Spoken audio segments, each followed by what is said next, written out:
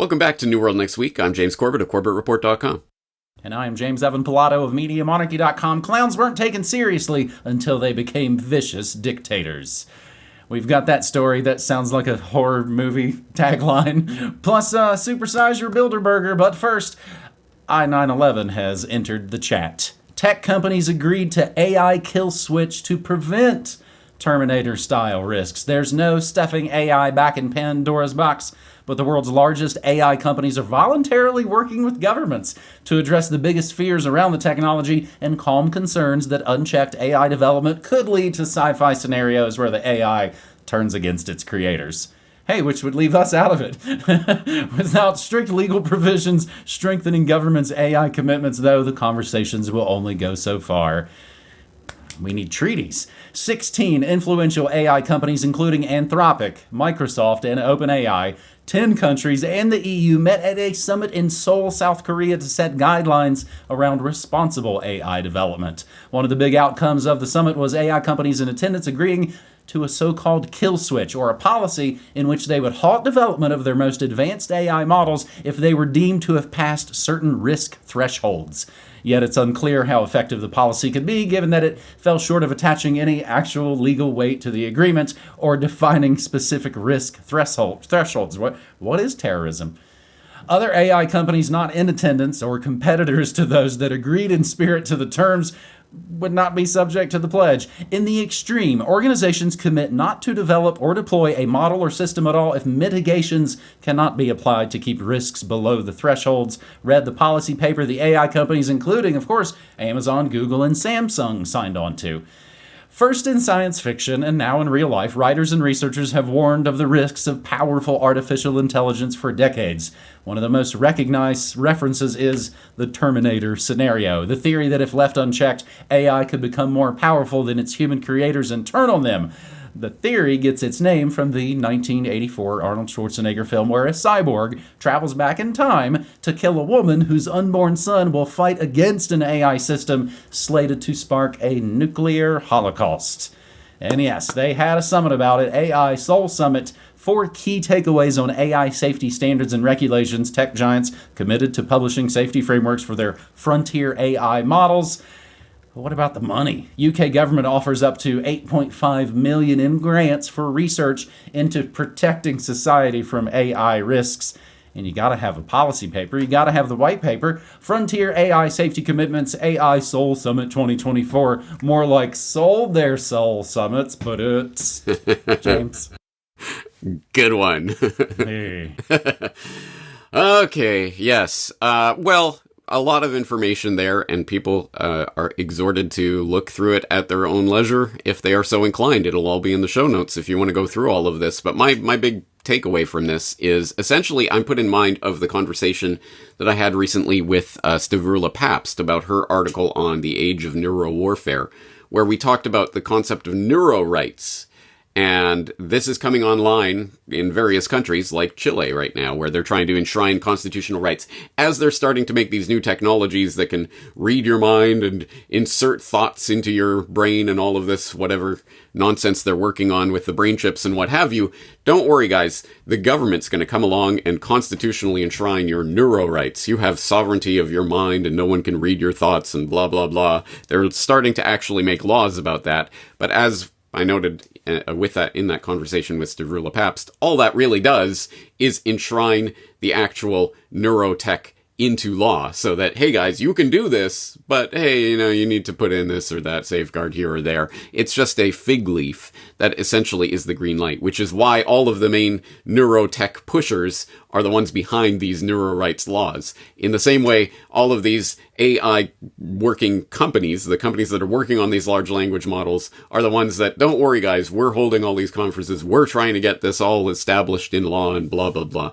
Again, it's just the fig leaf that they need to continue their work with the imprimatur of government. So I hope people can see through that particular charade. James, it reminds me of the times where, they call Zuckerberg to the principal's office, like the kid in trouble, and we're going to yell at you, but don't worry, we're going to let you co-write these laws that regulate you that we won't enforce, but we'll make it look like a really good show. Yeah, please don't throw me into the briar patch. That's how we get going on New World Next Week, episode 556. And now, finally, we hinted about it last week. We know the time and place for Bilderberg 2024, and it will be on by the time you are hearing and seeing this New World Next Week. May 30th to June 2nd in Madrid, Spain, the time and place for Bilderberg. As the first magazine in the world, Naya Tider discloses where and when 2024 Bilderberg meeting will take place. Naya Tider has been in contact with the Swedish government office and invoked the country's constitutionally protected principle of public access to official records in order to be able to obtain documents relating to the global lobby group's communication to the Swedish government. Finally, we get to see an email sent to Angela Kennedy, employed as a secretary to Sweden's EU minister Jessica Roswall of the Moderate Party. It states that the Bilderberg group meeting takes place in the Spanish capital of Madrid from May 30 to June 2nd. The message reads as follows. Hello, Angela.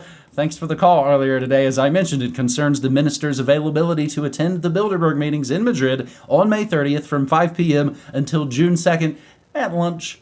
Great if you would have the opportunity to tune in and come back shortly. Wish you a nice weekend. James, what is up with this article? What is Naya Tider? It's a magazine? Yeah, good question. This was a new one to me. I did not dig this up myself, so I got this link from Bilderberg.org, which is not the official Bilderberg site. It's the anti-Bilderberg site that's been running for a couple decades now, exposing information about Bilderberg. And for people who don't know, they have a forum in which essentially every year that I've seen, that I've been following this, they find out the location of the next Bilderberg conference weeks, sometimes months in advance. In this case, they are pointing to this particular article, and they do have the email, the screenshot of the email that supposedly they got through Freedom of Information or the equivalent thereof in Sweden. So it's all legit. But what is this Naya Tider, to any Swedes in the audience? I don't know how to pronounce that. My Swedish is a bit rusty, shall we say. Looking it up in the Bastion of Truthiness, you can find, not only is Naya Tider the name of a Swedish soap opera that ran in the early noughts that Media Monarchy Sidebar launched the career of Rebecca Ferguson, but also it's the name of a newspaper, alternately machine translated into news magazine, that has been publishing for the last several years there in Sweden. And according to the aforementioned Bastion of Truthiness, based on the newspaper's writings on vaccination resistance, Bilderberg Group, and Zionism, the magazine is also categorized as conspiratorial. So it's a far-right extremist conspiratorial rag or whatever, according to, the mainstream. Okay, so anyway, that's where this information is coming from. Point is, Bilderberg.org, again, I'll link up that thread, and apparently they've located the actual hotel, the Eurostars Suites Mira Sierra, which, as you say, by the time people are watching this, will already be underway. People will already have arrived at the hotel. We're recording this on May 30th in 9 a.m. Japanese Standard Time, which means it's several hours until this all starts. And I was hoping that there would be the official whitewash posted to BilderbergMeetings.org, which is the official Bilderberg site, by the time we're recording this, but at the time we're recording this, no, it's not up yet. So presumably, by the time you're watching this, go to BilderbergMeetings.org, and they'll have the official whitewash that they put up now every year for the last several years on their official website that they started several years ago because there was too much conspiratorial press around this. They put up their official website, they put up the official meeting agenda with the official talking points that they're going to be talking about and the official attendee list. But as we know, there are unofficial attendees. There are things that they talk about behind the scenes and off the record, etc. So take the official whitewash for what it's worth, but I'm sure it'll be interesting to at least dig into to see what they're publicly saying they're talking about. But for people who are completely lost, because I know there's a lot of people who have just started tuning into reality in the past few years, and they've been focused on the World Economic Forum in Davos, as if that carnival sideshow means anything to anyone. Well, Bilderberg is a little closer to the center of power, for those who don't know. Davos, thousands of people, you can buy your way in with a few $1 million corporate sponsorship, blah, blah, blah. Bilderberg, 120 or so people, exclusive invite. It's stewarded over by, previously the likes of Rockefeller and Kissinger, now the likes of Eric Schmidt and people like that. So, definitely something to keep your eye on. So if you are new to this, I'll throw in the link to the Bilderberg search on CorbettReport.com. I've talked about it many, many, many times over the years. Also, if you're interested in learning about the importance of something like Bilderberg, well, here's a peer-reviewed study that appeared in International Politics last year. Elite Clubs as Career Elevator? ?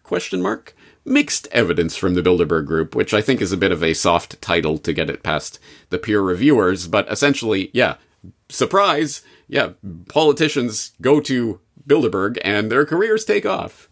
But it might be correlation, it might not be causation. We can't really tell. Hand-wringing. Anyway, yeah, there is some sort of link going on there. And I will just throw in, if I was to speculate, again, we don't have the official whitewash of the official meeting agenda, but I'm going to assume that there's going to be talk, whether on the record or in the side talks that happen there, about what is happening in Gaza right now, obviously about what's happening in Ukraine as well, the NATO alliance and its future and all of that kind of stuff.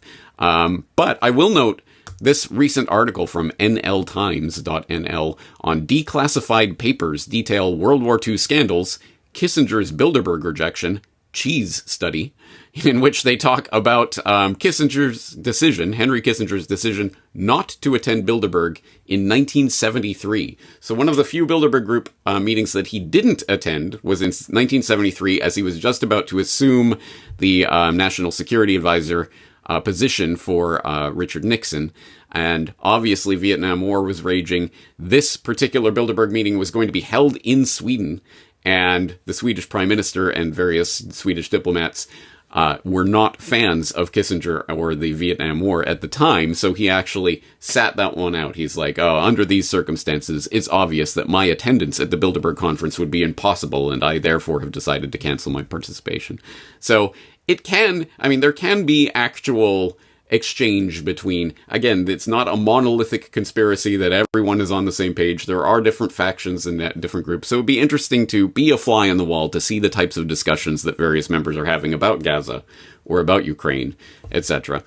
But we're not flies on the wall, and all we'll get is the official whitewash statements, unless there are some intrepid reporters who are there trying to get some of this on the ground. So stay tuned for more coverage, I'm sure, from your various favorite alternative independent media outlets. But at any rate, it's happening by the time you're watching this.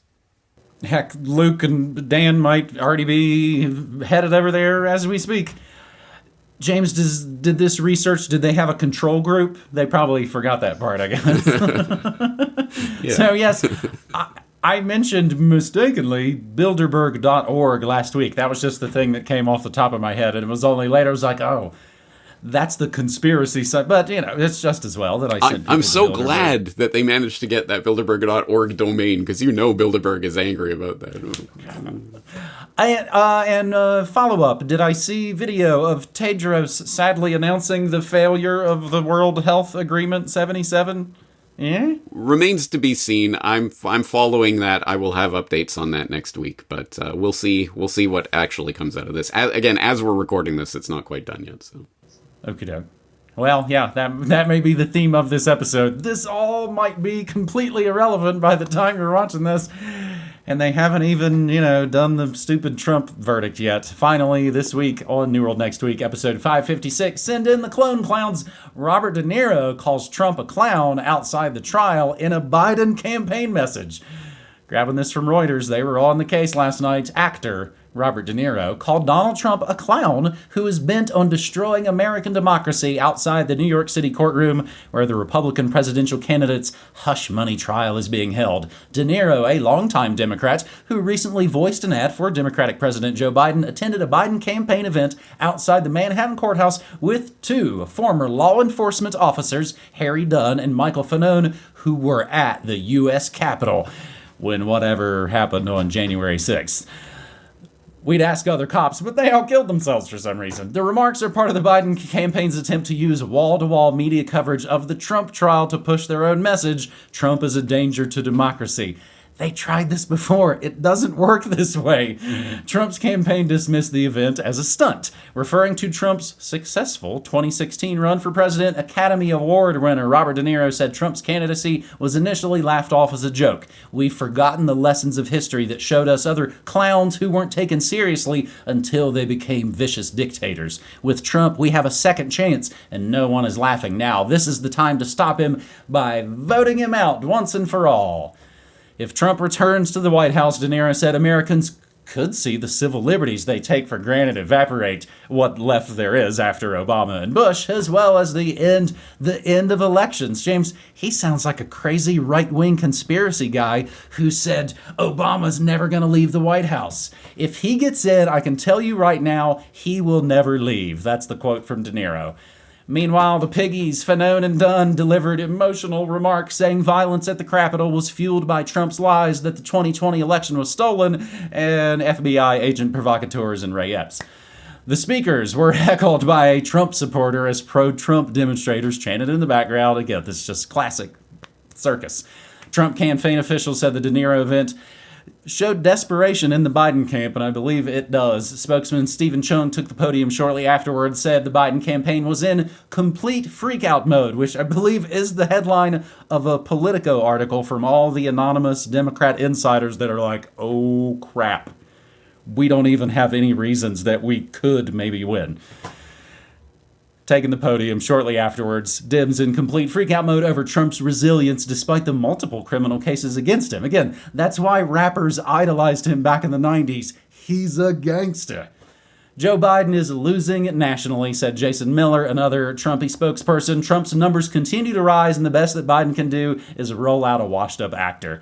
A Reuters Ipsos poll last week found the two men effectively tied among registered voters, but not in most of the other polls. In his most biting comments, De Niro spoke of Trump through the lens of the largely Democratic city of New York, whose voters know Trump well and roundly rejected him at the polls. We New Yorkers used to tolerate him when he was just another grubby real estate hustler masquerading as a big shot, a two-bit playboy lying his way into the tabloids, a clown. No one took him seriously.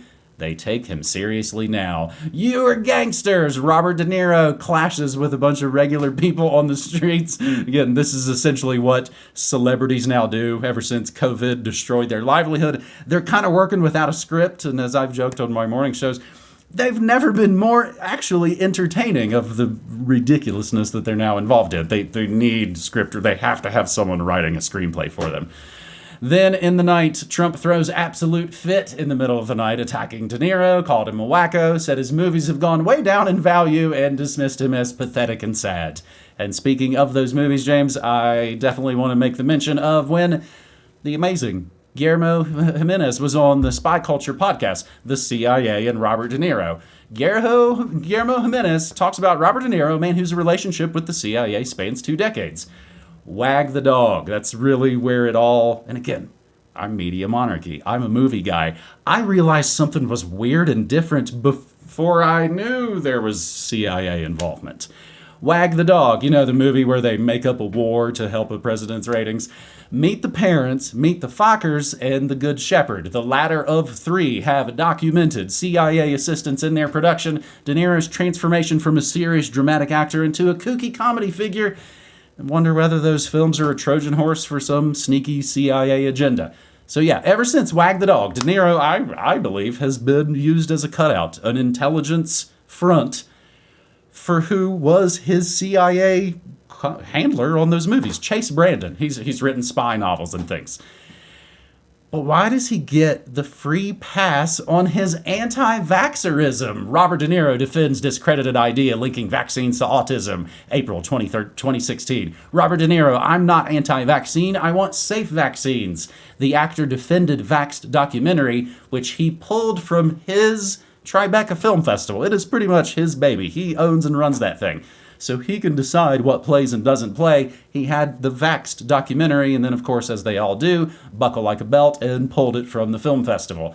Is De Niro an anti-vaxxer? February 2017, actor joins Robert Kennedy Jr. on panel discussing possible links between vaccines and autism. And yeah, the verdict on this stripper thing is due any moment. And DJ Trump's ratings and approvals and winning percentages have actually only gone up since this trial.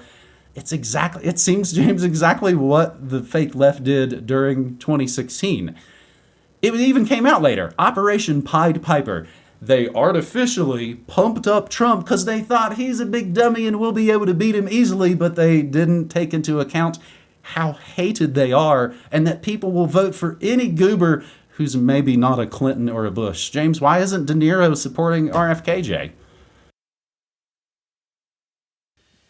You asking me? Honestly, if there was an answer to that, it's probably just because the people who are running the America's Next Top President 2024 edition have decided that ratings boost. They get more of a ratings boost from the Trump-De Niro grudge match than they would from a De Niro RFK Jr. endorsement. Because this entire story, this whole circus, points to the essential, fundamental nature of the entire sideshow selection circus, which is a point that I've been making over and over recently because it is exceptionally important.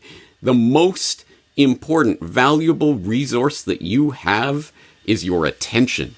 And that is why they try so hard, just on the off chance that somebody somewhere out there might kind of go, oh, who cares? I'm bored of this whole politics, schmolitics stuff. Oh no, did you hear what De Niro said about Trump? Wow, bring you back into the ring. That's so exciting.